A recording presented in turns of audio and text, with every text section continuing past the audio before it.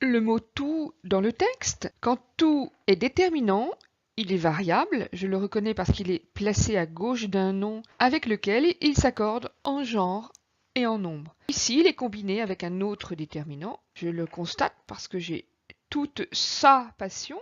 Toute détermine le nom passion féminin singulier et cela explique que toutes soit accordé de cette manière par la terminaison l'ajout d'un E. Et je constate qu'il rentre en combinaison avec l'adjectif possessif ça.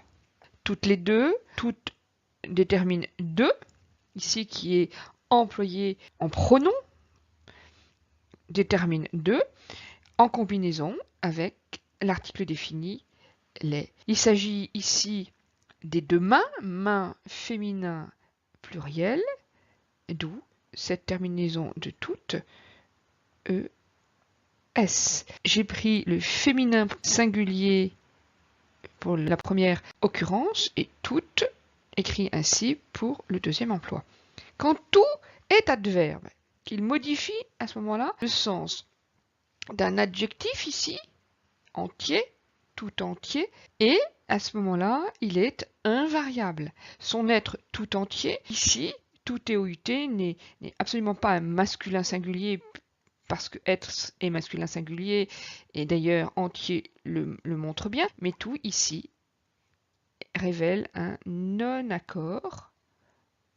Il est invariable.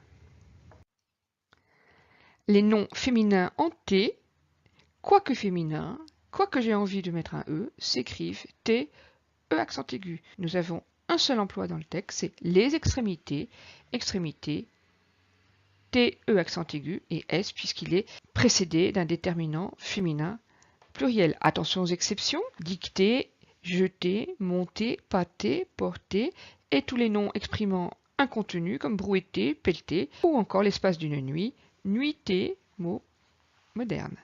Pour qu'elle ne fît pas exploser son être tout entier. Alors ici, attention, nous avons une réelle difficulté. Le verbe faire, un verbe du troisième groupe ici, est au subjonctif imparfait, peu usuel, qui répond à ce que l'on appelle la concordance des temps. Alors, le subjonctif, pourquoi? Je l'explique ici, parce que la locution conjonctif de subordination pour que demande le subjonctif. Et comme le texte est au passé, c'était un homme débordant de force qui concentrait toute sa passion dans les extrémités de ses doigts. Nous voyons ici que c'est inscrit, l'action est inscrite dans un passé qui est exprimé à l'imparfait, si bien que le subjonctif en question, j'ai le choix entre 4 subjonctifs, présent, passé, imparfait plus que parfait, je dois rentrer en concordance des temps et Stefan Zweig, un traducteur, qui choisit ici le subjonctif imparfait du verbe faire. Alors, pour le former, ce subjonctif imparfait, passez par le passé simple. Et je constate que pour le verbe faire, j'isole la voyelle i. Je fis, tu fis, il fit, nous fîmes, vous fîtes, ils firent. Donc j'entends ce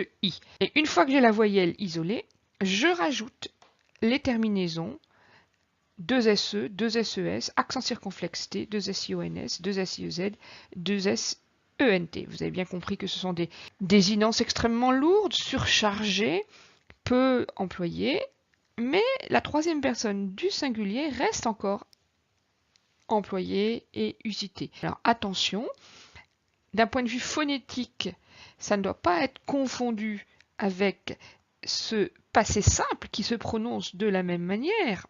Fi. Il y a une petite différence. Ce i est un i long. On peut l'entendre, cette petite différence entre le fi bref du passé simple et le fi un peu plus long du subjonctif imparfait. Je le rappelle encore, peu usité.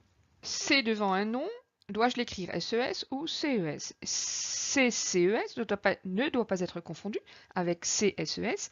Je ne dois pas confondre un déterminant possessif avec un déterminant démonstratif. C'est le sens de la phrase qui va me permettre de choisir entre l'un ou l'autre. Et dans la phrase, j'ai dans les extrémités de ses doigts, je constate bien que le rapport de possession, le lien de possession existe clairement. Et donc, je vais écrire C, que j'entends ainsi, S, E, S. Alors, c'est un adjectif possessif. Je dois prendre en compte plusieurs choses. Les objets possédés, ici, ce sont les doigts. masculin pluriel. Et puis le possesseur de ces doigts, ici, c'est l'homme débordant. Et c'est donc, si je le remplace par un pronom il, une troisième personne du singulier. Donc, attention, CSES, c'est un adjectif possessif de la troisième personne du singulier, mais détermine un nom masculin pluriel.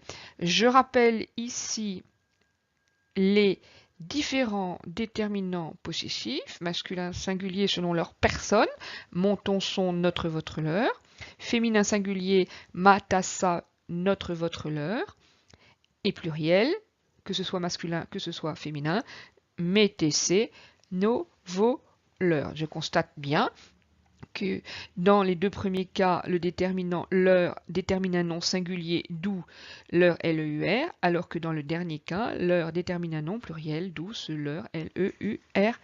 De la même manière, on entend notre, votre, et pas nôtre, vôtre, donc c'est sans accent circonflexe. Le passé simple de l'indicatif est un temps du récit qui indique une rupture.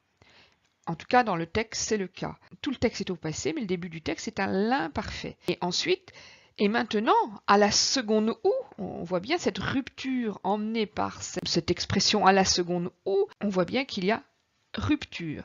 Que ce temps va être un temps de premier plan qui va exprimer une action achevée, bornée, contrairement à l'imparfait du début, ce temps d'arrière-plan non borné. Alors, le passé simple ici affecte des verbes qui sont tous du premier groupe, d'où les terminaisons suivantes, je les rappelle, AI, AS, A accent circonflexe MES, A accent circonflexe TES, E accent grave RENT. Donc la boule tomba, nous sommes ici avec la terminaison de la troisième personne du singulier, qui est la plus utilisée.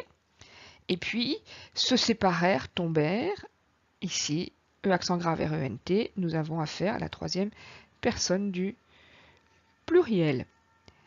Attention à la première personne du singulier, AI que je prononce et que je ne dois pas confondre avec le AIS de l'imparfait qui, quant à lui, se prononce est. Le participe passé employé sans auxiliaire s'accorde comme un adjectif qualificatif en genre et en nom avec le nom qualifié avec deux emplois dans le texte, morte, épuisée. Je constate que ces deux participes passés caractérisent le pronom elle mis pour main, et donc féminin pluriel. Morte, féminin pluriel, eh bien c'est ES. Épuisé et ES.